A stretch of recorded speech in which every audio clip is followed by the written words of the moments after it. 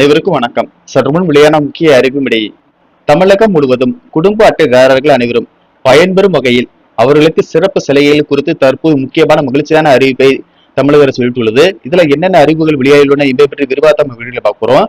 வீடியோவை கடைசி வரைக்கும் ஸ்கிப் பண்ணாம பாருங்க. வீடியோக்குள்ள போறதுக்கு முன்னாடி இந்த பயனுள்ள தகவலை லைக் பண்ணி உங்களுடைய நண்பர்கள் அனைவருக்கும் ஷேர் பண்ணி விடுங்க. வாங்க வீடியோக்குள்ள போகலாம். தமிழ்நாட்டில் ரேஷன் கடைகள் மூலம் குறைந்த விலையில் மாதந்தோறும் உணவுப் பொருட்கள் பொதுமக்களுக்கு விநியோகிக்கப்பட்டு வருகிறது.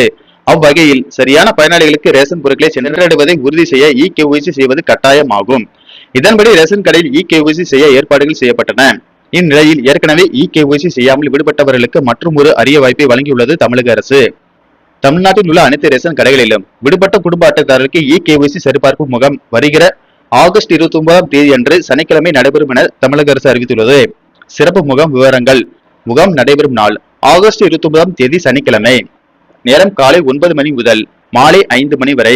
இடம் தமிழ்நாட்டில் உள்ள அனைத்து ரேஷன் கடைகள். சிறப்பு முகாமின் நோக்கம் ரேஷன் கார்டில் உள்ள போலியான பெயர்களை கண்டறிந்து அதனை நீக்கவும், தகுதியான பயனாளிகளுக்கு ரேஷன் பொருட்களை சென்றடைவதை 100% உறுதி செய்யவும் கைரேகை சரிபார்ப்பு செய்ய சிறப்பு முகாம் நடைபெற உள்ளது. தேவையான ஆவணங்கள் ரேஷன் கார்டு, ஆதார் அட்டை.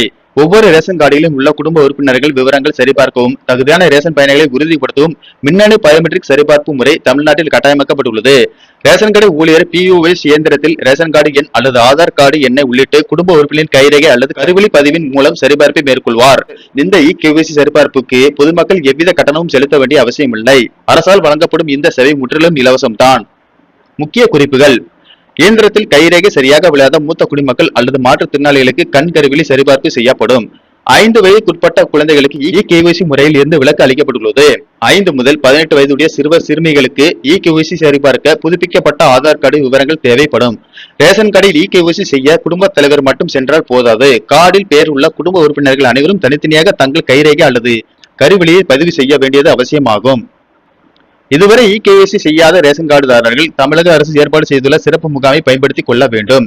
இல்லையெனில் ரேஷன் பொருட்களை தொடர்ந்து வாங்குவதில் சிக்கல் ஏற்படலாம். அதோடு உங்கள் ரேஷன் கார்டு ரத்து செய்யவும் வாய்ப்புள்ளது. நன்றி, வணக்கம்.